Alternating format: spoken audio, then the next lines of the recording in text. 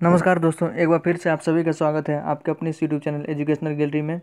इस वीडियो में हम केमिस्ट्री बीएससी पार्ट 2 जिनका भी केमिस्ट्री सब्सिडरी है बच्चे, उनके लिए कुछ हम बहुत ही इंपॉर्टेंट ऑब्जेक्टिव क्वेश्चन लेकर आए हैं।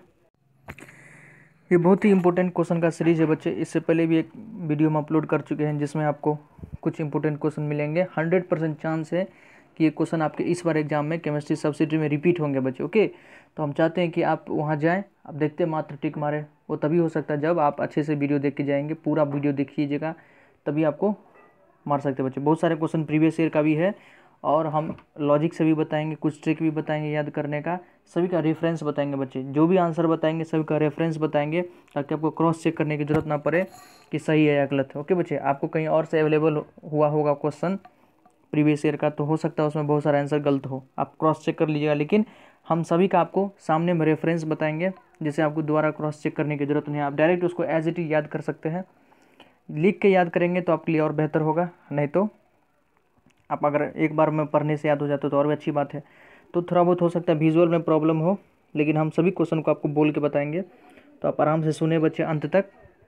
आपको बहुत सारे क्वेश्चन तो यहीं पर याद हो जाएंगे। ठीक है, तो आइए दोस्तों शुरू करते हैं वीडियो। प्लीज़ बने रहे अंत तक, आपके नॉलेज में गेन ही हुआ, कुछ आपका जाएगा नहीं। ठीक है दोस्तों, आइए शुरू करते हैं।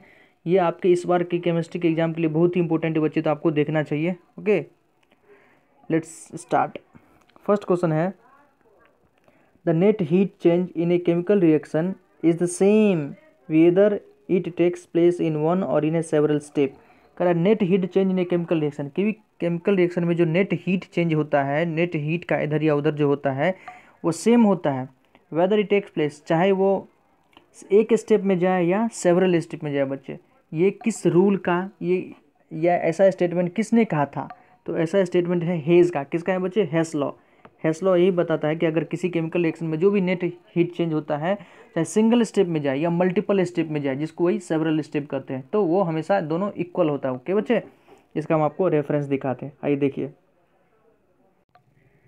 देखिए बच्चे, the net heat change in a chemical reaction is same whether it is brought about in two or more different ways in or single step। या तो several step में ले या single step में ले, नेट हीट गेन चेंज होता है। वो क्या है तो बच्चे Hess law. Hess law of conservation of energy यही बताता है। हेस लॉ की एनर्जी हीट एक्सचेंज होता है, चाहे सिंगल स्टेप में जाए या मल्टीपल स्टेप में जाए, वो दोनों आपस में इक्वल होता है। तो इसका आंसर क्या होगा बच्चे? Hess law. सभी क्वेश्चन का जो भी इंपॉर्टेंट क्वेश्चन होगा बच्चे, सभी का रेफरेंस बताएंगे ताकि आपको क्रॉस चेक करने की जरूरत नहीं है। आप डायरेक्ट एज इट इज इसको मेमोराइज कर सकते हैं। ठीक है, आपको जैसे भी सुविधा हो, या तो लिख के याद कर लें या ऐसे ही आपको याद हो रहा है तो आप पे डिपेंड है बच्चे। पूरा वीडियो देखें अंत तक, अच्छे अच्छे क्वेश्चन करवाएंगे, प्रीवियस ईयर का सब क्वेश्चन है, आपको अच्छा लगेगा। नेक्स्ट देखते हैं बच्चे। नेक्स्ट क्वेश्चन देखिए, for a spontaneous chemical process, किसी स्पॉन्टेनियस केमिकल प्रोसेस के लिए the free energy change is, free energy change क्या होता है? For spontaneous chemical process the free energy change is always negative. क्या है तो बच्चे? Always negative. प्रीवियस ईयर में पूछे हुआ है और मैक्सिमम क्वेश्चन प्रीवियस ईयर का रिपीट होता है बच्चे, तो आपको प्रीवियस ईयर क्वेश्चन तो देख के जाना ही चाहिए, नहीं तो आप घाटे में रहेंगे। ओके, तो किसी chemical process, spontaneous chemical process में जो फ्री एनर्जी चेंज होता है बच्चे हमेशा नेगेटिव होता है। इसका भी हम आपको रेफरेंस दिखाते हैं। देखिए देखिए बच्चे, for a chemical reactions the free energy change is delta G. क्या होता है? नेगेटिव होता है। ठीक है, कोई केमिकल रिएक्शन और स्पॉन्टेनियस प्रोसेस का, उसका जो डेल्टा जी या फ्री एनर्जी चेंज क्या होता है बच्चे? हमेशा नेगेटिव होता है। ध्यान रखेंगे रेफरेंस के साथ। ओके, नेक्स्ट क्वेश्चन देखते हैं।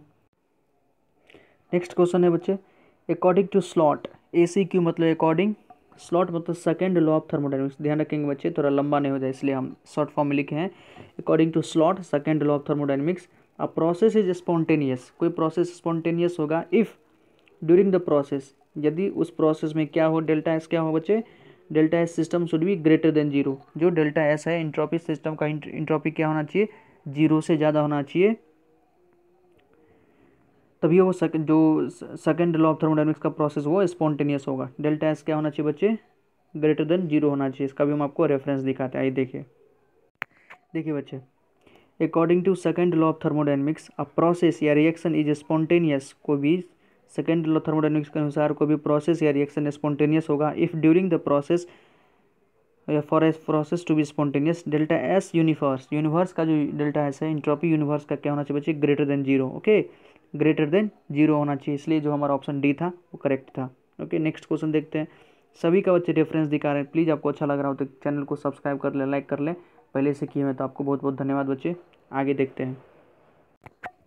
तो देख लीजिए बच्चे, delta H system should be greater than 0, C option सही है।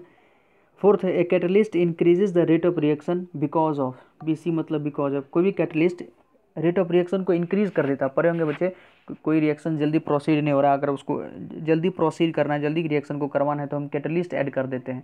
ओके, कैटलिस्ट आप अपने लाइफ में भी ज़रूर एक्सपीरियंस किए होंगे कैटलिस्ट को, झगड़ा लगाने वाले को। कि बच्चे खुद तो पार्टिसिपेट करता नहीं लेकिन झगड़ा लगा देता है, वही कैटलिस्ट रिएक्शन में भी होता है। तो इन रेट ऑफ रिएक्शन को किस किस प्रकार से इंक्रीज कर देता है, तो क्या करता है बच्चे, increases the activation energy. Activation energy जो भी रहता है उसको इंक्रीज कर देता है। ओके, कभी ये ग्राफ देखे होंगे एनर्जी का, मान लीजिए बिना एक्टिवेशन एनर्जी का ग्राफ इस प्रकार जाता है, लेकिन जैसे हम कैटलिस्ट ऐड करते हैं तो एक्टिवेशन एनर्जी को क्या कर देता है, यदि मान लीजिए रिएक्शन प्रोसीड हो रहा है और आपका रिएक्शन इस प्रकार से जा रहा है, रिएक्शन जल्दी नहीं हो पा रहा, आप लेकिन कैटलिस्ट ऐड करिएगा तो आपका एक्टिवेशन एनर्जी इंक्रीज हो जाएगा, रिएक्शन जल्दी प्रोसीड हो जाएगा, तो ग्राफ सेकंड वाला हो जाता है। इसका भी रेफरेंस देखिए। सॉरी बच्चे, इसका answer decrease the activation energy होगा। एक कैटलिस्ट इंक्रीज कर देता है रेट ऑफ रिएक्शन को, क्या करता है तो एक्टिवेशन एनर्जी को कम कर देता है, इसलिए तो वहाँ पर ग्राफ बनाने में थोड़ा दिक्कत हो रहा था। क्या करता है बच्चे, डिक्रीज द एक्टिवेशन एनर्जी। मान लीजिए ग्राफ आपका रिएक्शन से पहले ग्राफ इस प्रकार से था, ठीक है, एक्टिवेशन एनर्जी इतना ज़्यादा था, लेकिन जैसे ही कैटलिस्ट ऐड करते हैं तो एक्टिवेशन एनर्जी को कम कर देता है, तो ये वाला हमारा बाद का ग्राफ होता है कैटलिस्ट ऐड करने के बाद। ओके बच्चे, तो बी ऑप्शन सही होगा, डिक्रीज द एक्टिवेशन एनर्जी, इसको ध्यान रखिएगा। आइए अच्छे से रेफरेंस देखते हैं। देखिए दोस्तों, और क्लियरली हो जाएगा आपको इस ऑप्शन से, इस रेफरेंस से। A catalyst is a substance, catalyst क्या होता है, सब्सटेंस होता है, that can be added to a reaction, किसी रिएक्शन को ऐड करते हैं टू इंक्रीज द रिएक्शन, ताकि रिएक्शन हमारा जल्दी से हो जाए, reaction rate without getting consumed in the process. Catalyst खुद कंज्यूम जो होता नहीं प्रोसेस में। Catalyst typically speed up reaction by, catalyst जो है रिएक्शन को स्पीड अप कर देता है, कैसे, by reducing the activation energy, activation energy को कम कर देता है, और चेंजिंग द रिएक्शन मैकेनिज्म, या तो एक्टिवेशन एनर्जी को कम कर देता है या रिएक्शन के मैकेनिज्म को, जो रिएक्शन वो बिना कैटलिस्ट के मैकेनिज्म को फॉलो करता है, लेकिन कैटलिस्ट ऐड करने के बाद उसका रिएक्शन मैकेनिज्म ही अदर हो जाता है। ओके बच्चे, तो दो चीज़ है हमारे पास, जो ऑप्शन होगा उस अनुसार देंगे। एक्टिवेशन एनर्जी वाला ऑप्शन मैक्सिमम आता है, तो रिड्यूसिंग द एक्टिवेशन एनर्जी आप ध्यान रखें। नेक्स्ट क्वेश्चन देखते हैं। नेक्स्ट क्वेश्चन बड़े कॉमन क्वेश्चन है, आप लोग पढ़े होंगे कभी न कभी। व्हेन KClO3 इज हीटेड, जब KClO3 को पोटेशियम ट्राइक्लोराइड को हीट किया जाता है, it decomposes to KCl, potassium chloride and oxygen में डिकम्पोज हो जाता है जब इसको KClO3 को हीट किया जाता है। If some MnO2 is added to the reaction goes much faster, because अगर MnO2 रिएक्शन में बहुत अगर ऐड कर दिया जाता है तो रिएक्शन बहुत जल्दी प्रोसीड हो जाता है बच्चे, बहुत जल्दी हो जाता है। तो MnO2 यहाँ पर क्या करता है, तो MnO2 यहाँ पर कैटलिस्ट का काम करता है बच्चे। MnO2 एक्ट कैटलिस्ट हम पता है पहले देख चुके हैं, कैटलिस्ट क्या करता है तो एक्टिवेशन एनर्जी को कम कर देता है ताकि रिएक्शन बहुत जल्दी प्रोसीड हो जाए, तो MnO2 act as a catalyst. Okay, इसका भी हम आपको रेफरेंस दिखाएंगे, पहले एक दो क्वेश्चन और कर लेते हैं। नेक्स्ट क्वेश्चन है बच्चे, vanaspati ghee is manufactured by hydrogenation of oil, the catalyst used is, जो वनस्पति घी है उसको मैन्युफैक्चर्ड किया जाता है हाइड्रोजनेशन ऑफ ऑयल से, ऑयल का हाइड्रोजनेशन करके, मतलब हाइड्रोजन ऐड करके, वहाँ पे कैटलिस्ट कौन यूज होता है तो निकेल, सी ऑप्शन सही है, nickel act as a catalyst. Common question है, अक्सर पूछा जाता है बच्चा, ऑप्शन में हो सकता है कंफ्यूजिंग हो जाए, तो आप ध्यान रखें, nickel act as a catalyst.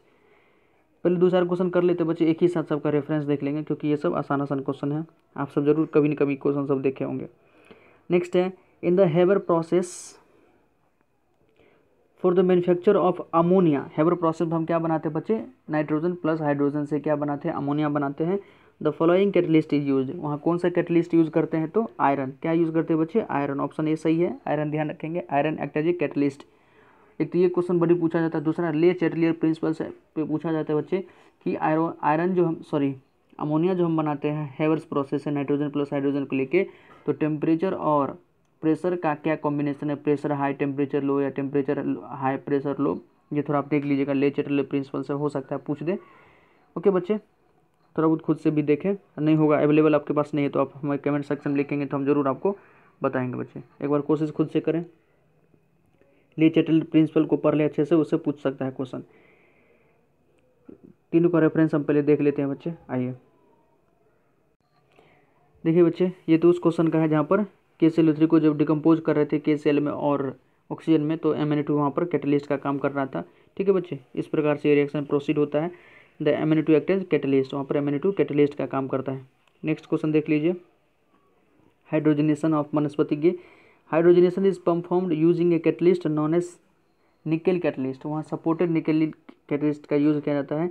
In reactors at low medium pressure vanaspati ghee contain trans fat, इसमें ट्रांसफैट होता है, तो निकेल हाइड्रोजनेशन किया जाता है बच्चे निकेल के प्रेजेंस में। ओके, नेक्स्ट क्वेश्चन देखते हैं, हैवर्स प्रोसेस वाला देख लीजिए। The Haber's process also called हैवर्स Bosch process is the industrial implementation of the reaction of nitrogen gas and hydrogen gas. It is the main industrial procedure to produce ammonia. Ammonia produce करने का main industrial process है बच्चे। And catalyst use is iron with a suitable promoter, iron use किया जाता है, साथ में कुछ प्रोमोटर लिया जाता है जैसे K2O, CaO, silicon dioxide, Al2O3, तो iron act as a catalyst, ध्यान रखें वहाँ पर। ठीक है बच्चे, नेक्स्ट क्वेश्चन देखते हैं। ये नेक्स्ट क्वेश्चन बहुत ही इंपॉर्टेंट क्वेश्चन है बच्चे, 8th नंबर, अच्छे से देखिए, इसको ध्यान से सुनिए। Proton accelerate the hydrolysis of ester, proton accelerate the hydrolysis of ester, this is an example of, ये किस प्रकार का एग्जाम्पल है, किसका उदाहरण है कि प्रोटॉन हाइड्रोलाइसिस ऑफ एस्टर को एक्सेलरेट करता है, ये किसका एग्जाम्पल है बच्चे, तो एन एसिड बेस कैटलिस्ट, किसका है बच्चे, एन एसिड बेस कैटलिस्ट। बहुत इंपॉर्टेंट क्वेश्चन है, ध्यान रखिए इसको, इसका हम आपको रेफरेंस दिखाते हैं, तो सी ऑप्शन सही है, N acid base catalyst. Okay बच्चे, इसका रेफरेंस देख लीजिए अच्छे से। देखिए बच्चे, एन एसिड बेस कैटलिस्ट और ऑटो कैटलिस्ट भी इसको कहते हैं, इसको और अच्छे से पहले पढ़ लेते हैं। देखिए आपका नॉलेज गेन होगा, कुछ कैटलिस्ट के बारे में और जानकारी ले लीजिए, अगर कैटलिस्ट के बारे में कुछ पूछ दी तो आप आसानी से जवाब दे सकते हैं। ए catalyst is a substance which increases the rate of reaction without itself being consumed, catalyst ऐसा सब्सटेंस होता है जो रेट ऑफ रिएक्शन को इंक्रीज कर देता है बिना खुद कंज्यूम हुए, कुछ भी कंज्यूम नहीं होता है रिएक्शन में, और रेट ऑफ रिएक्शन को बढ़ा देता है। अपने समाज में भी आपके फ्रेंड सर्किल में कुछ ऐसे मित्र होंगे जो सिर्फ आग लगाने का काम करते हैं बच्चे, खुद तो पार्टिसिपेट नहीं करेंगे लेकिन बढ़ाने चढ़ाने पर आते हैं, उसी प्रकार का है। At the end of reaction and the phenomenon is called catalysis, इसी फिनोमेनन को कैटलिसिस कहते हैं। There are some catalyst which decrease the rate of reaction, कुछ कैटलिस्ट तो ऐसे भी हैं जो रेट ऑफ रिएक्शन को कम कर देते हैं। कुछ आपके ऐसे भी मित्र होंगे जो आपको चाहेंगे कि वो आगे बढ़ने ना दे, ऐसे भी होते हैं, उसको क्या कहते हैं बच्चे, negative catalyst. Obviously the catalyst accelerating the rate will be positive catalyst, जो रेट को बढ़ाएगा उसको क्या कहेंगे, पॉजिटिव कैटलिस्ट कहेंगे। However the term positive is seldom used and catalyst itself implies positive catalyst. Catalyst है generally foreign substance, catalyst foreign substance ही होता है, but sometimes one of the product formed may act as a catalyst, लेकिन कभी कभी product reaction का कोई जो प्रोडक्ट बनता है वो भी कैटलिस्ट का काम कर सकता है, उसमें उसको क्या कहेंगे बच्चे, ऑटो कैटलिस्ट। जब किसी रिएक्शन का प्रोडक्ट ही खुद कैटलिस्ट का काम करने लगे उसको क्या कहेंगे, ऑटो कैटलिस्ट। हो सकता है पूछ दी तो आप अच्छे से जवाब दे दें। और and the phenomenon is called auto catalysis. ठीक है बच्चे, इन हाइड्रोलाइसिस ऑफ एस्टर, एस्टर का हाइड्रोलाइसिस में एसिड फॉर्म, वहाँ जो एसिड बनता है, एंड हाइड्रोजन आयन जिसको प्रोटॉन कहते हैं, एस्टर के हाइड्रोलाइसिस के समय में जो एसिड बनता है और जो हाइड्रोजन आयन जिसको प्रोटॉन कहते हैं, जैसा क्वेश्चन देखे थे हम बच्चे, वहाँ भी एक्ट एज कैटलिस्ट का काम करता है, act as a catalyst. So this is example of acid base catalyst and auto catalyst, इसलिए वो एसिड बेस कैटलिस्ट और ऑटो कैटलिस्ट का एग्जाम्पल है। ओके बच्चे, अच्छे से समझ गए होंगे आप कि जिस रिएक्शन में उसका प्रोडक्ट ही कैटलिस्ट का काम करता है उसको ऑटो कैटलिस्ट कहते हैं।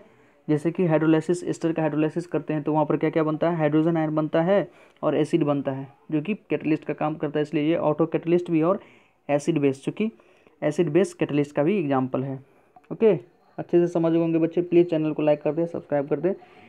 अगर कुछ अभी भी नहीं समझें तो आप कमेंट सेक्शन में कमेंट कर सकते हैं, अपना फीडबैक दे सकते हैं बच्चे, हम कोशिश करेंगे इम्प्रूव का। ठीक बच्चे, और नेक्स्ट क्वेश्चन देखते हैं।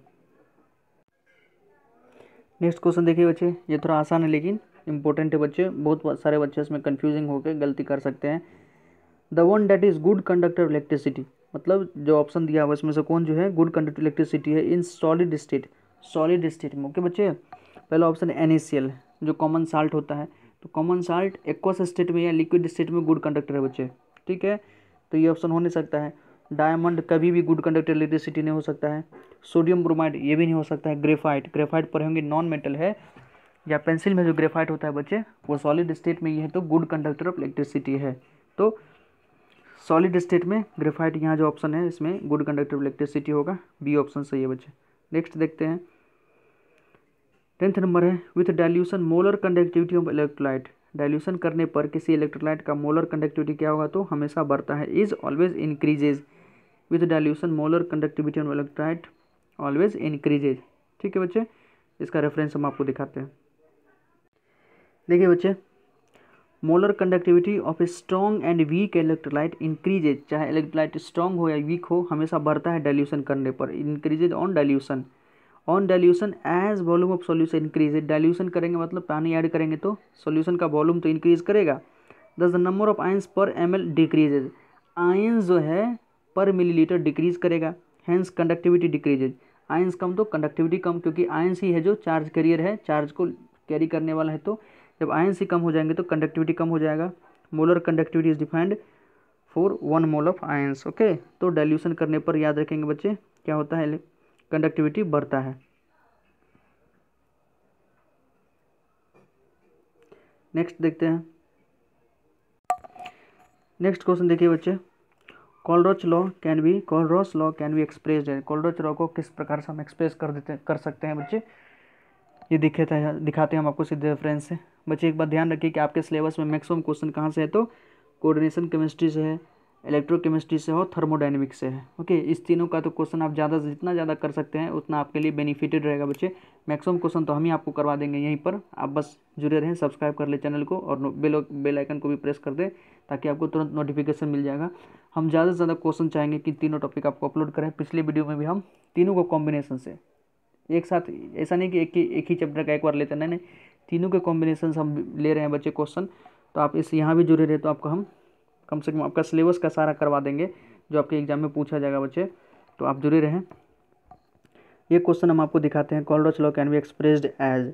देखिए बच्चे, ये प्रीवियस ईयर में पूछा गया है क्वेश्चन बच्चे, कोलरॉच लॉ इंपॉर्टेंट है तो आपको देखना चाहिए। देखिए, कोलरॉच लॉ स्टेट्स दैट, इसका डेफिनेशन भी मान लीजिए पूछ दे या स्टेटमेंट आ जाए पूछेगा किस लॉ का है तो आपको पता होना चाहिए, इसलिए पढ़ लेते हैं। Kohlrausch law state that at infinite dilution, ये बताता है कि इनफाइनाइट डाइल्यूशन पे व्हेन डिसोसिएशन इज कंप्लीट, जब पूरा का पूरा डिसोसिएशन पूरा का पूरा टूट गया होगा ion, each ion makes a definite contribution, प्रत्येक आयन वो एक अपना डिफिनिट कंट्रीब्यूशन देता है टुवर्ड्स इक्विवेलेंट कंडक्टेंस में इलेक्ट्रोलाइट के, irrespective of the nature of the ion. Nature of the ion कुछ भी हो, ये ध्यान रखेंगे बच्चे, इरेस्पेक्टिव बहुत ही इंपॉर्टेंट लाइन है, इसको आप खुद से अपने कॉपी में भी लिखें और अंडरलाइन करें। Irrespective of the nature of the ion, ion का नेचर जो भी हो, स्ट्रॉन्ग हो वीक हो, डिपेंड नहीं करता है, नेचर ऑफ आयन पे डिपेंड नहीं करता है, with which it is associated, जिससे वो एसोसिएट हो, and the value of equivalent conductance at infinite dilution for any electrolyte is the sum. और देखिए इक्विवेलेंट कंडक्टेंस पे वैल्यू क्या होगा, वैल्यू ऑफ इक्विवेलेंट कंडक्टेंस का वैल्यू इनफाइनाइट डाइल्यूशन पे फॉर एनी इलेक्ट्रोलाइट, कोई भी इलेक्ट्रोलाइट हो, देखे थे हम, नेचर पे डिपेंड नहीं करता है, इज द सम ऑफ, योग होगा, is the sum of contribution of its constituent ion, जो भी कॉन्स्टिट्यूएंट आयन होगा उस सॉल्यूशन में उसका सम होगा, that is anions and cations, जो भी एनाइंस है कैटाइंस है वो सभी का सम होंगे। ध्यान रखेंगे बच्चे, the mathematical expression of molar conductivity of the given solution at different dilution, उसका जो मैथमेटिकल एक्सप्रेशन क्या है बच्चे, यही सब ऑप्शन में था, इसी को कॉम्बिनेशन मतलब डेल्टा इक्विवेलेंट को इधर उधर प्लस माइनस करके दिया था बच्चे, तो जो ऑप्शन ये बताएगा delta equivalent molar conductivity equal to delta C, मतलब कैटायन का इक्विवेलेंट और इन्फिनिट डाइल्यूशन एट एनायन का, delta equivalent of infinite dilution is equal to delta equivalent at infinite dilution of cation, delta equivalent of infinite dilution of anion. दोनों ध्यान रखेंगे बच्चे, ये relation, यही रिलेशन आपको ऑप्शन में जो रहेगा, जिस ऑप्शन में रहेगा इसको आपको टिक करना है कोलरॉच लॉ में। जहाँ पे देखिए डेल्टा इक्विवेलेंट इन्फिनिट क्या है तो equivalence conductivity at infinite dilution, equivalence conductivity at infinite dilution equal to equivalence conductivity of cation और equivalence conductivity of anion at infinite dilution. Okay, ये ध्यान रखेंगे तीनों का टर्मिनोलॉजी भी, equivalence conductivity of infinite dilution equal to equivalence conductivity of cation equal to equivalent conductivity of anion, दोनों का योग है। ओके बच्चे, आपको अच्छे से समझ आ गया होगा। नेक्स्ट क्वेश्चन देखते हैं बच्चे। सारा क्वेश्चन हम रेफरेंस के साथ बता रहे हैं, कुछ उसमें आपको एक्स्ट्रा चीज़ भी बता रहे हैं ताकि कुछ अगर एक्स्ट्रा भी आ जाए तो आप टॉपिक जो सुन रहे हैं वहाँ से भी आप जवाब दे सकते हैं। तो प्लीज़ बने रहे हमारे चैनल पे, प्लीज़ अभी भी नहीं किए तो चैनल को सब्सक्राइब कर लें, क्योंकि हम इस पर डालते रहेंगे बच्चे, नोटिफिकेशन आपको जल्द मिल जाएगा। जितना भी आपका सिलेबस का सब आपको कवर करेंगे बच्चे। ओके, नेक्स्ट क्वेश्चन देखते हैं। नेक्स्ट क्वेश्चन देखते हैं बच्चे। सेचुरेटेड सॉल्यूशन बाय KNO3, ये भी प्रीवियस ईयर में पूछा हुआ है, अच्छा क्वेश्चन है। Saturated solution by KNO3 is an agar is use to make salt bridge because. Saturated solution by KNO3 in agar is use to make salt bridge because. क्यों बच्चे अगर का साल्ट ब्रिज क्यों बनाया जाता है? Because velocity of, option A सही है, velocity of potassium ion is equal to nitrate ion. जो वेलोसिटी होता है पोटेशियम आयन का, वही नाइट्रेट आयन का भी वेलोसिटी होता है। ये ऑप्शन ए सही है, इसका हम आपको रेफरेंस दिखाते हैं। देखिए बच्चे, velocity of both potassium and nitrate ion are nearly the same because velocity of potassium and nitrate ions same, so and it so not happen on start getting accumulate which have higher velocity and block the test tube। तो C option जो हमारा वो option C छोड़ दीजिए, ये दूसरा है। आप ये ध्यान रखिए कि पोटेशियम और नाइट्रेट का जो वेलोसिटी होगा नियरली सेम होगा। ओके बच्चे, साल्ट ब्रिज में। नेक्स्ट क्वेश्चन देखते हैं। नेक्स्ट क्वेश्चन है बच्चे रेडियो एक्टिविटी से, ये भी आपके सिलेबस में। तो 4 टॉपिक अभी तक आपके सिलेबस में ऐड हो चुका है। कोऑर्डिनेशन केमिस्ट्री है, इलेक्ट्रोकेमिस्ट्री है, थर्मोडायनेमिक्स और रेडियो एक्टिविटी है बच्चे। इस चारों से क्वेश्चन आया हुआ है, चारों पर हम वीडियो डालेंगे बच्चे। नेक्स्ट वीडियो में भी आप सब्सक्राइब कर लें ताकि आपको जल्द से नोटिफिकेशन मिल जाए और हमारे चैनल से जुड़े हैं। एग्जाम में अगर क्वेश्चन आता है बच्चे, कहीं से क्वेश्चन अवेलेबल होता है, तो सबसे पहले हम आपको आंसर के साथ आपको बताएंगे बच्चे। तो हमारे डिस्क्रिप्शन बॉक्स में व्हाट्सअप नंबर दिया होगा, आप हमारे व्हाट्सअप से जुड़ जाएँ, हम आपको बच्चे अपडेट करेंगे। ओके बच्चे, भरसक आपका हेल्प करेंगे, आप जुड़े रहें। देखिए, the ionising power of alpha beta gamma rays in decreasing order is. Alpha beta gamma rays का जो आयनाइजिंग पावर होता है डिक्रीजिंग ऑर्डर में आपको बताना है। तो क्या होता है बच्चे, alpha is greater than beta is greater than gamma. B option सही है। आयनाइजिंग पावर अल्फा का सबसे ज़्यादा होता है, फिर बीटा रेज का होता है, फिर गामा रेज का होता है। ये भी आपको हम रेफरेंस में दिखाते हैं। देखिए बच्चे, alpha is greater than beta is greater than gamma. The alpha particles are a helium nucleus. Alpha particle क्या होता है बच्चे, हीलियम न्यूक्लियस होता है। And the most heavy of the 3 so hits more particles on its travel so can travel as far but ionise more along its way. The beta particles are highly energetic. Beta particles भी बहुत ज़्यादा energetic होता है। Electrons date being smaller than alpha particles can travel further but ionise less. The gamma particles are highly energetic photons. Gamma particle बच्चे highly energetic photons होते हैं।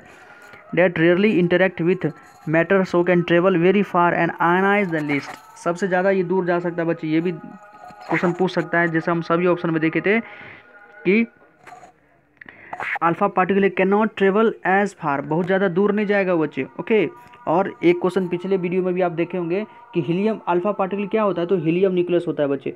यहाँ से 2-3 क्वेश्चन आएगा कि अल्फा पार्टिकल हीलियम न्यूक्लियस होता है, अल्फा पार्टिकल ज़्यादा ट्रेवल नहीं कर सकता है लेकिन आयनाइज बहुत ज़्यादा कर देगा। ओके बच्चे, बीटा पार्टिकल्स के बारे में पूछा था कि बीटा पार्टिकल्स क्या होता है, तो एनर्जेटिक इलेक्ट्रॉन्स होता है। बीटा पार्टिकल एनर्जेटिक इलेक्ट्रॉन्स होता है जो कि अल्फा पार्टिकल से ज़्यादा दूरी तय कर सकता है। Can travel further but ionise less, लेकिन अल्फा से कम आयनाइज कर सकता है। एक बात तो ध्यान रखिए, जिसका आयनाइजिंग पावर ज़्यादा होगा वो डिस्टेंस कम ट्रेवल करेगा। ओके, जो ज़्यादा आयनाइज करेगा वो डिस्टेंस कम ट्रेवल करेगा बच्चे, और जो कम आयनाइज करेगा वो ज़्यादा डिस्टेंस ट्रेवल करेगा। दोनों आपस में क्या कर सकते हैं, इन्वर्सली प्रोपोर्शनल। ओके, तो अल्फ़ा ज़्यादा आयनाइज करेगा तो कम डिस्टेंस ट्रेवल करेगा, बीटा उससे कम आयनाइज करेगा तो उससे ज़्यादा डिस्टेंस ट्रेवल करेगा, और गामा तो बहुत कम आयनाइज करेगा बच्चे, तो डिस्टेंस सबसे ज़्यादा गामा ही ट्रेवल करेगा, ध्यान रखेंगे। और एक और क्वेश्चन बताए जो हम थे, अल्फा पार्टिकल हीलियम न्यूक्लियस होता है, बीटा पार्टिकल एनर्जेटिक इलेक्ट्रॉन्स होता है, और जो गामा पार्टिकल्स होता है हाईली एनर्जेटिक फोटोन्स। ये भी क्वेश्चन पूछा हुआ है पिछली वीडियो में, आप देख सकते हैं, और प्रीवियस ईयर में भी पूछा हुआ है बच्चे, ध्यान रखें। आगे भी हो सकता है केमिस्ट्री अगर आपके सिलेबस में रहेगा तो ये सब क्वेश्चन आपको बहुत ही इंपॉर्टेंट है बच्चे। आसान लगेगा कि अरे यार तो हम पढ़े हुए हैं, लेकिन आपको कन्फ्यूजिंग हो जाएगा, तो थोड़ा एक बार अपने से लिख लें कॉपी पर देख के, तो आपके लिए अच्छा हो जाएगा बच्चे। Gamma particles are highly energetic photons होता है। ओके, नेक्स्ट क्वेश्चन देखते हैं बच्चे। ये क्वेश्चन देखिए बच्चे, अच्छा क्वेश्चन है। 4n+2 series is known as. 4n+2 series को क्या कहते हैं, तो इसको कहते हैं यूरेनियम सीरीज। ओके बच्चे, कभी ऐसा क्वेश्चन आप हो सकता है नहीं देखे होंगे। 4n+2 सीरीज़ को क्या कहते हैं, यूरेनियम सीरीज। हम आपको इसका रेफरेंस दिखाते हैं। देखिए बच्चे, रेडियो एक्टिविटी से क्वेश्चन है, तो ये भी आपके सिलेबस का है। Radio active heavy nuclei decay by series of alpha and beta emissions finally resulting in the formation of stable isotope of lead. किसका बनाता है, लेड का आइसोटोप बनाता है। 4n+2 series is known as uranium series. 4n+2 series किसको कहते हैं बच्चे, यूरेनियम सीरीज को। Uranium is the parent element of this series. Uranium इस सीरीज का पेरेंट एलिमेंट है। 238 = 4 × 59+2, यही होता है 4n+2 सीरीज। ओके बच्चे, ये ध्यान रखेंगे। तो 4n+2 सीरीज किसको कहते हैं, यूरेनियम सीरीज को देखते हैं बच्चे। नेक्स्ट क्वेश्चन देखते हैं। नेक्स्ट क्वेश्चन देखिए बच्चे, आसान है लेकिन बहुत ही इंपॉर्टेंट है बच्चे, ध्यान से देखें। After the emission of an alpha particle, alpha particle के इमिशंस के बाद फ्रॉम द एटम, जो एटम है X238 the number of neutron in the atom will be. Atom में न्यूट्रॉन की संख्या कितनी होगी। ओके बच्चे, तो अल्फा इमिशन है, क्या है बच्चे, अल्फा पार्टिकल का इमिशन करना है आपको, अल्फा इमिशन आना चाहिए। हम आपको बताते हैं, देखिए कैसे होगा। देखिए बच्चे ध्यान से, क्या है, X है 238, मास नंबर है 238 और एटॉमिक नंबर है 92। जब अल्फा पार्टिकल इमिशन होता है तो हमको पता है मास नंबर 4 से डिक्रीज कर देता है। ठीक है, X बन जाएगा Y, 238 में से 4 घटाई तो हो जाएगा 234। और जो Z होता है, जो एटॉमिक नंबर है, जिसको नंबर ऑफ प्रोटॉन भी कहते हैं, जितना एटॉमिक नंबर उतना ही नंबर ऑफ प्रोटॉन होता है, वो 2 से डिक्रीज हो जाता है बच्चे। ध्यान रखेंगे, अल्फा पार्टिकल इमिशन में मास नंबर 4 से डिक्रीज होता है और जो है Z एटॉमिक नंबर 2 से डिक्रीज होता है, ये हो जाएगा 90। ओके, तो जितना एटॉमिक नंबर होता है उतना ही प्रोटॉन होता है। हमसे न्यूट्रॉन की संख्या पूछ रहा है। आपको पता है कि मास नंबर जो होता है, जो मास नंबर होता है, जिसको एटॉमिक मास भी कहते हैं, वो क्या होता है, वो होता है प्रोटॉन प्लस न्यूट्रॉन का एडिशन होता है। प्रोटॉन प्लस न्यूट्रॉन का एडिशन। तो हमसे न्यूट्रॉन पूछा है बच्चे, न्यूट्रॉन पूछा है तो क्या करेंगे, मास में से प्रोटॉन को घटा देंगे। मास में से प्रोटॉन की संख्या को घटा दीजिए। तो देखिए, हमसे इस एलिमेंट में पूछ रहा है अल्फा इमिशन के बाद। अल्फा इमिशन के बाद तो हमारा ये एलिमेंट बना है, वाई बना है। तो वाई में देखिए न्यूट्रॉन की संख्या कितना है, तो 234 में से 90 को डिक्रीज कर दीजिए, ये आ जाएगा आपको 144। कितना आ जाएगा बच्चे, 144। तो न्यूट्रॉन की संख्या बचेगी हमारे पास 144। तो 144 वाला ऑप्शन सही होगा। आशा करता हूँ आप अच्छे से समझ गए होंगे बच्चे। एक बार फिर से रिपीट कर देते हैं कि कोई भी एलिमेंट दे दे, अल्फा इमिशन होगा, क्या होगा, तो अल्फा इमिशन में मास नंबर जो है, जिसको एटॉमिक मास भी कहते हैं, ये ऊपर वाला इसको बच्चे कहते हैं मास नंबर, ये 4 से डिक्रीज होता है। ठीक है, 4 से यदि घटा दीजिए, चाहे कोई भी हो। और इसको कहते हैं जेड कितना से डिक्रीज होता है, जेड डिक्रीज होता है बच्चे 2 से, चाहे कोई भी हो। ठीक है, उसका जो भी पूछे आप आराम से बता दे सकते हैं। प्रोटॉन की संख्या पूछ सकता है, न्यूट्रॉन की संख्या पूछ सकता है, इलेक्ट्रॉन भी पूछ सकता है, आप बता सकते हैं। ठीक है, ये तो हुआ अल्फा इमिशन। यही बीटा एमिशन भी पूछ लेता है बच्चे। तो बीटा एमिशन में 2 प्रकार का एमिशन होता है, तो माइनस बीटा, एक प्लस बीटा। ओके, एक तो माइनस बीटा एमिशन, एक तो plus beta. Minus beta emission में क्या होता है बच्चे, मास नंबर 1 से इंक्रीज हो जाता है। मास नंबर 1 से इंक्रीज होता है और जेड में कोई चेंज नहीं, नो चेंज। ठीक है, यही प्लस बीटा एमिशन रहता है, तो यहाँ पर मास में 1 से डिक्रीज हो जाता है, -1 हो जाता है, और जेड में कोई चेंज नहीं। और गामा एमिशन में ना ही मास बढ़ता है ना ही जेड बढ़ता है। ध्यान रखेंगे, आएगा क्वेश्चन तो हम बताएंगे, या आपको कोई क्वेश्चन में डाउट है तो आप हमारे व्हाट्सएप पे मैसेज कर सकते हैं बच्चे, हम आपको सॉल्यूशन बना के भेज देंगे। ओके, अभी फ़िलहाल देखते हैं क्वेश्चन। नेक्स्ट क्वेश्चन देखते हैं, आइए। ठीक है बच्चे, तो यहाँ आप आसानी से बता सकते हैं कि अल्फा इमिशन यहाँ पर होगा तो 4 घटा दीजिए, 238 में से 92 में से 2 घटा दीजिए। ठीक, उसके बाद घटा दीजिए तो 144 आ जाएगा आपको। सी ऑप्शन सही होगा। नेक्स्ट देखते हैं 16 number. The reaction of hydrogen 1 2 से बनता है हीलियम। हाइड्रोजन के रिएक्शन से हीलियम बन रहा है, ये किस प्रकार का रिएक्शन है, फ्यूज़न है या फिजन है। आपको पता होना चाहिए बच्चे, फ्यूज़न और फिजन किसको कहते हैं। फिजन का मतलब होता है टूटना, बच्चे। लेकिन यहाँ पर देखिए, हाइड्रोजन जुड़ के हीलियम बन रहा है, 2 हाइड्रोजन जुड़ के हीलियम बन रहा है, तो ये है फ्यूज़न। ये क्या है बच्चे, फ्यूज़न का मतलब होता है जुड़ना, फिजन का मतलब होता है टूटना। फिजन मतलब टूटना और फ्यूज़न मतलब जुड़ना होता है। ओके बच्चे, तो ये फ्यूज़न है, ऑप्शन ए सही है। सन पर जो सन है, जो सूरज है, सन है, वहाँ पर बच्चे यही हाइड्रोजन से हीलियम बनता है, तो वहाँ न्यूक्लियर फ्यूज़न होता है। ओके बच्चे, न्यूक्लियर फ्यूज़न ये रिएक्शन होता है। नेक्स्ट क्वेश्चन देखिए, which of the following, WF का मतलब बच्चे आप समझ गए होंगे हमारे ऑप्शन में, इज़ नॉट फीजिबल, इसमें कौन फीजिबल नहीं है। इसका सीधे हम आपको आंसर बताते हैं बच्चे, आइए रेफरेंस दिखाते हैं। देखिए बच्चे, यूरेनियम 238, अगर यूरेनियम 238 आ जाए तो is not fissionable by thermal neutrons but it can undergo fission from last or high energy neutrons, hence it is not feasible. Uranium 238 होता है बच्चे, ये फिजिबल नहीं है but it is fissionable. By definition feasible material can be sustain a chain reaction with neutrons or any other energy. तो uranium 238 जो option होगा उसको आप सही मारेंगे कि वो फिजिबल नहीं है।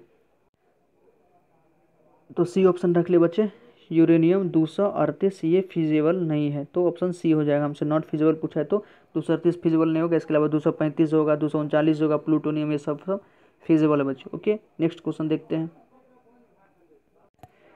नेक्स्ट क्वेश्चन देखिए बच्चे, in the treatment of cancer which of the following is used. Cancer के ट्रीटमेंट में कौन सा हम एलिमेंट यूज़ करते हैं। तो पढ़े होंगे, बचपन में भी पढ़े होंगे कभी कभी कि आयोडीन 131 का 9th क्लास में पढ़ा जाता है। आयोडीन 131 का यूज़ किया जाता है ट्रीटमेंट ऑफ कैंसर में। ओके बच्चे, रेडियोएक्टिव एलिमेंट है। 90 नंबर देखिए, what are the coordination number of chromium. Chromium का कोऑर्डिनेशन नंबर क्या होगा इस कॉम्प्लेक्स में। ये जो आपका कॉम्प्लेक्स दिया है K3CrOX का होल थ्राइस, इसमें क्रोमियम का कोऑर्डिनेशन नंबर क्या होगा। तो कोऑर्डिनेशन नंबर क्या होता है बच्चे, जो लिगेंड है उसी को काउंट कर लीजिए, लेकिन तब जितना लिगेंड होगा वही होगा आपका कोऑर्डिनेशन नंबर जब वो मोनोडेंडेट लिगेंड हो। लेकिन अगर वो बाइडेंडेट है या ट्राइडेंडेट है, अगर बाइडेंडेट है तो 2 से मल्टीप्लाई करना पड़ेगा, ट्राइडेंडेट है तो 3 से मल्टीप्लाई करना पड़ेगा। ठीक है, यहाँ देखिए ऑक्सीलेटो है कितना, OX का मतलब होता है ऑक्सीलेटो। ऑक्सीलेटो है आपके पास 3 है। ठीक है, तो वैसे तो होना चाहिए कोऑर्डिनेशन नंबर 3, लेकिन आपको पता है कि ऑक्सीलेटो क्या होता है बच्चे, बाइडेंडेट लिगेंड है, तो 2 3 जा 6। तो यहाँ पर कोऑर्डिनेशन नंबर क्या हो जाएगा क्रोमियम का 6। ठीक है, बाइडेंडेट लिगेंड है ऑक्सीलेटो, तो उसको 2 से मल्टीप्लाई कीजिए तो 6 हो जाएगा। देखते हैं बच्चे, और देखिए बच्चे पूरा देख लीजिए एक्सप्लेनेशन, आपको कुछ और नॉलेज हो सकता है बढ़ जाए, अगर कुछ एक्स्ट्रा भी पूछ लिए तो आप जवाब दे सकते हैं। The coordination number of chromium in given complex is 6। वो जो कॉम्प्लेक्स था K3CrO6 का OX का होल थ्राइस, उसमें कोऑर्डिनेशन नंबर क्या होगा बच्चे, क्रोमियम का 6 होगा। एक्सप्लेनेशन देखिए, कोऑर्डिनेशन नंबर होता क्या है, is defined as the number of atoms, कितना एटम्स है, number of atoms that immediately surround the central metal atom. जो सेंट्रल मेटल एटम है उसको कितना मतलब जो है लिगेंड वो सराउंड कर रहा है, वही उसका कोऑर्डिनेशन नंबर होता है in a complex. In the given coordination complex, ये जो आपका कोऑर्डिनेशन कॉम्प्लेक्स है, central metal atom is chromium, ये जो CR है इसी को सेंट्रल मेटल एटम कहते हैं बच्चे, and 3 atoms of oxalate are surrounding it. ये जो 3 ऑक्सलेट एटम है इसको सराउंड किया हुआ है, घेरे हुआ है। But oxalate is a bidentate ligand. Oxalate क्या होता है बच्चे, बाइडेंडेट लिगेंड है, which means that it donates 2 electron to the metal atom. जो मेटल एटम है, सेंट्रल मेटल एटम है, उसको 2 इलेक्ट्रॉन ये डोनेट करेगा।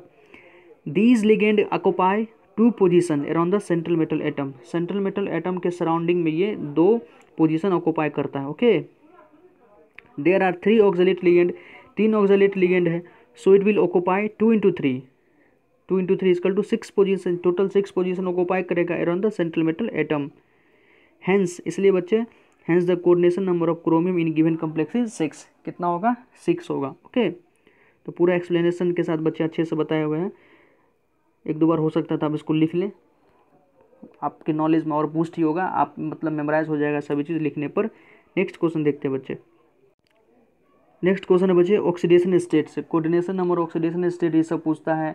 ग्रिग्नार्ड रिएजेंट से क्वेश्चन पूछ सकता है, ऑर्गेनोमेटेलिक कंपाउंड से क्वेश्चन पूछ सकता है। मतलब जब कोऑर्डिनेशन केमिस्ट्री है सिलेबस में तो बच्चे उसके भीतर से कुछ भी पूछ सकता है, आपको 1-2 बार देख लीजिए, नहीं तो आप हमारे कमेंट सेक्शन में लिखें कि और हमें क्वेश्चन चाहिए तो हम अपलोड करेंगे बच्चे। The oxidation state of nickel in NiCO4 is, nickel का ऑक्सीडेशन स्टेट NiCO4 में क्या होगा। तो बताइए, ऑक्सीडेशन स्टेट निकालना तो बहुत आसान है बच्चे। मान लीजिए निकेल का हमको निकालना है, तो निकेल का निकालना है तो मान लेते हैं X, हमको नहीं पता है, प्लस CO, ये जो कार्बोनाइल है, आपको पता होना चाहिए कि कार्बोनाइल क्या है बच्चे, न्यूट्रल लिगेंड है।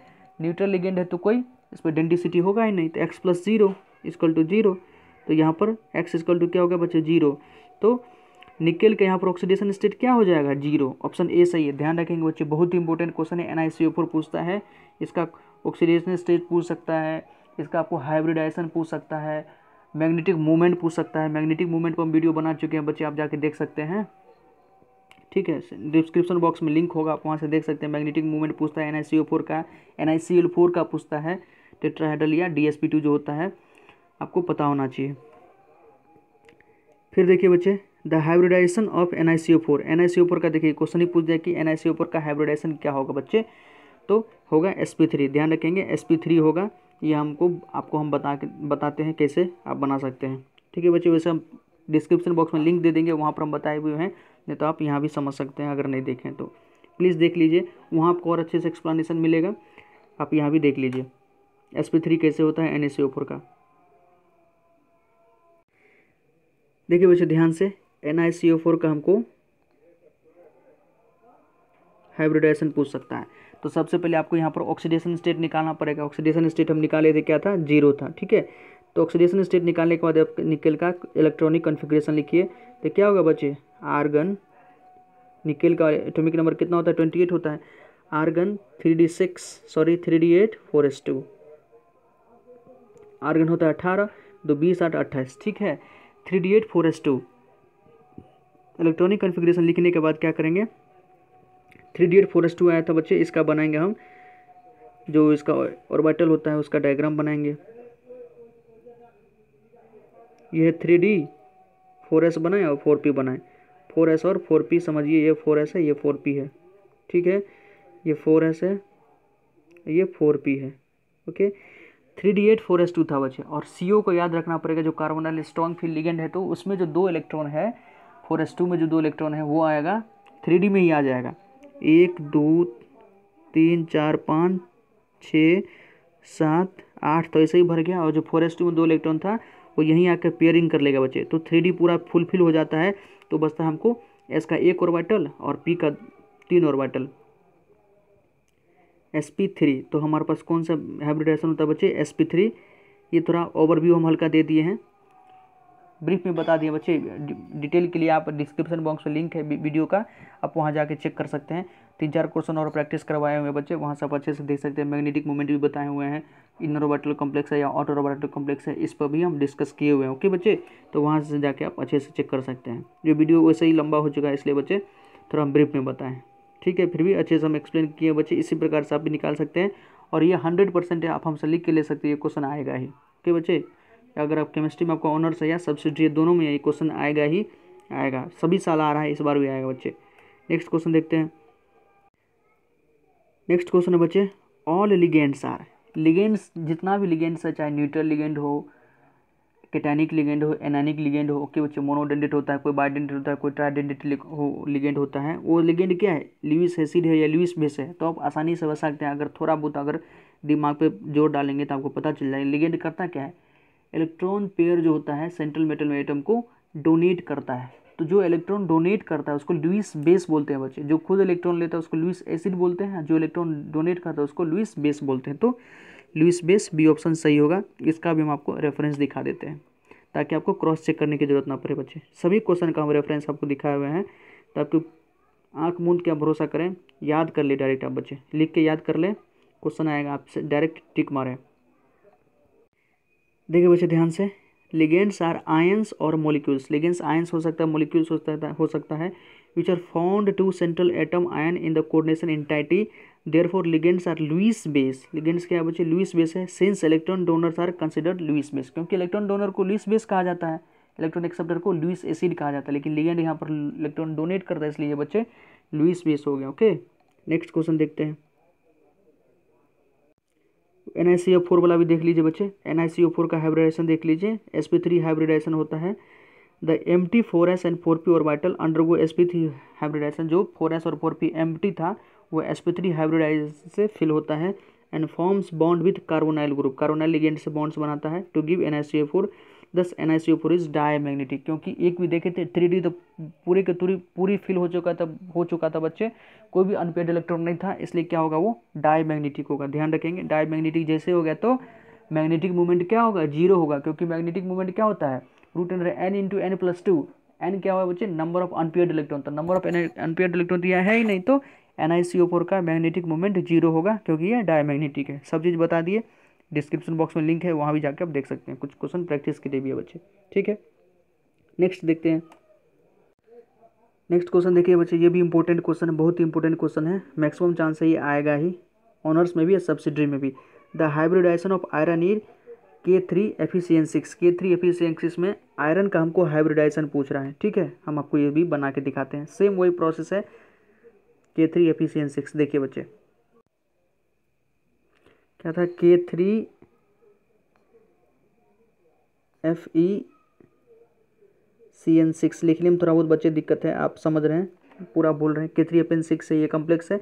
सबसे पहले क्या करेंगे बच्चे, ऑक्सीडेशन स्टेट निकालेंगे। ऑक्सीडेशन स्टेट निकालना आ गया होगा। पोटेशियम का तो हमेशा +1 होता है, लेकिन 3 है तो +3 हो जाएगा। आयरन का पहले हम निकाल लेते हैं, मैंने पता है तो X है। साइनाइड क्या होता है बच्चे, माइनस लिगेंड होता है तो -6 = 0। तो यहाँ से X क्या होगा हमको, +3, मतलब आयरन यहाँ पर +3 ऑक्सीडेशन स्टेट में है। तो आयरन +3 ऑक्सीडेशन स्टेट का आप क्या निकाल लीजिए, इलेक्ट्रॉनिक कन्फिग्रेशन। बच्चे इलेक्ट्रॉनिक कन्फिग्रेशन लिख लीजिए। आयरन में होता है 26 इलेक्ट्रॉन, 3 इलेक्ट्रॉन चला गया तो 4s2 से 2 जाएगा, एक 3d से जाएगा तो आर्गन 3d5। ठीक है बच्चे, कहिएगा इतना स्पीड में हम कैसे कर ले, तो ये बच्चे प्रैक्टिस से आता है, आप भी कर सकते हैं। खूब सारा प्रैक्टिस कीजिए।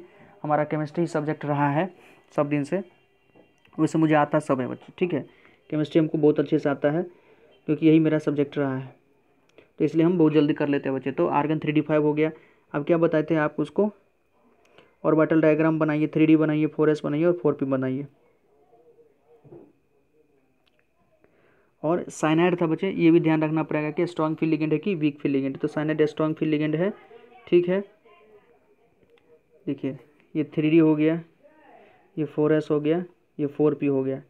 स्ट्रॉन्ग फील्ड लिगेंड है तो पहले हम T2G को भरते हैं, फिर EG को भरते हैं। तो D में कितना है, 5 है, तो 5 भरिए, 1 2 3। पहले T2G को भरेंगे 3, फिर 4, फिर 5। T2G पूरा फिल हो चुका है बच्चे, अब कोई बचा ही नहीं हुआ है। तब बचा कौन है हमारे पास, वैकेंट ऑर्बिटल है D का 2, S का 1 और P का 3। तो क्या हो गया, हाइब्रिडाइजेशन हो जाएगा बच्चे, D2sp3। क्या हो जाएगा, D2sp3। ब्रीफ में वैसे बताएं आपको बच्चे, अनपेयर्ड इलेक्ट्रॉन कितना है, 1 है, तो यहाँ पर एक अनपेयर्ड इलेक्ट्रॉन है तो कुछ ना कुछ मैग्नेटिक मूवमेंट होगा। √n × n+2 से निकाल सकते हैं, तो √3bm बार मैग्नेटिक मूवमेंट होगा। इनर ऑर्बिटल कॉम्प्लेक्स है, पैरामैग्नेटिक है क्योंकि एक अनपेयर्ड इलेक्ट्रॉन बचे। तो लगभग सभी चीज़ हम एक्सप्लेन कर दिए एक छोटे से ब्रीफ में बच्चे, ध्यान से देख सकते हैं। और फिर बता रहे हैं कि डिस्क्रिप्शन बॉक्स में लिंक है, वहाँ जाके चेक कर सकते हैं। ठीक है, इसके अलावा भी अगर आपको समझ में नहीं आता है, कुछ क्वेश्चन आपका फंसा हुआ है, तो आप हमारे व्हाट्सएप पर मैसेज कर सकते हैं बच्चे, ऑलवेज आपके लिए अवेलेबल है। करके तो देखें एक बार बच्चे। ठीक है, तो D2sp3 हाइब्रिडाइजेशन होगा, जो हमारा क्वेश्चन था वो हम सॉल्व कर दिए। नेक्स्ट देखते हैं। तो इसका आंसर बच्चे D2sp3 होगा, सी ऑप्शन सही है। या तो आप मेमोराइज कर सकते हैं तो अच्छी बात है, लेकिन मेमोराइज करने से बच्चे वहाँ K3 है तो K4 कर देगा, तो आप भूल सकते हैं। आपको प्रैक्टिस होना चाहिए, आना चाहिए। आप कोशिश करें, नहीं आएगा तो हम आपको दोबारा बताएंगे, सिखा देंगे बच्चे। बहुत आसान है और इम्पोर्टेंट है, लगभग 20 से 30 क्वेश्चन। ऑनर्स पेपर है तो 20 से 30 नंबर का क्वेश्चन आएगा ही, और सब्सिडी में तो आता ही है 5 से 7 क्वेश्चन, आपको लगभग ये क्वेश्चन रहेगा ही बच्चे। तो आप सीख लें, उसी में बेटर होगा। बहुत आसान है, बहुत आसान है, इमेजिन नहीं कर सकते, बहुत आसान है। नेक्स्ट क्वेश्चन है, आसान है। The scientist who explained structure and isomerism in the coordination complex, वो कौन सा साइंटिस्ट था जो कि कोऑर्डिनेशन कॉम्प्लेक्स में स्ट्रक्चर और आइसोमेरिज्म को एक्सप्लेन किया? तो उनका नाम था वर्नर थ्योरी। वर्नर जो पढ़ते हैं आप, वही ये वर्नर साइंटिस्ट थे। क्वेश्चन आया हुआ है तो सी ऑप्शन सही है। ओके बच्चे, तो ये कुछ क्वेश्चन था। प्लीज़ आपको कैसा लगा हम कमेंट से करके जरूर बताएं। अच्छा लगा हो तो प्लीज़ चैनल को लाइक करें, सब्सक्राइब करें। कुछ और आपको प्रैक्टिस क्वेश्चन चाहिए, ये 4 जो टॉपिक जो हम आपको बताए थे, थर्मोडायनेमिक्स, इलेक्ट्रोकेमिस्ट्री, थर्मोडायनेमिक्स बताए थे, इलेक्ट्रोकेमिस्ट्री बताए थे बच्चे, कोऑर्डिनेशन कंपाउंड बताए थे, और रेडियो एक्टिविटी, ये बहुत इंपॉर्टेंट टॉपिक है, इससे क्वेश्चन आ रहा है। तो इस पर और आपको क्वेश्चन प्रैक्टिस करना है तो आप कमेंट सेक्शन में लिखें। प्रीवियस ईयर का लगभग हम अच्छे अच्छे क्वेश्चन करवा दिए हैं, कुछ और है वो भी हम आपको करवाएंगे। हमारे चैनल को प्लीज़ सब्सक्राइब कर दें, बेल आइकन को दबा दें बच्चे, क्योंकि जैसे ही वीडियो बनाएंगे आपके तक जल्दी से पहुँच जाए। ओके बच्चे, तो पूरा वीडियो देख लें, समझ में आया तो लाइक करें ज़रूर, हमारे चैनल को सब्सक्राइब करें बच्चे। इसी के साथ वीडियो समाप्त करते हैं। धन्यवाद दोस्तों।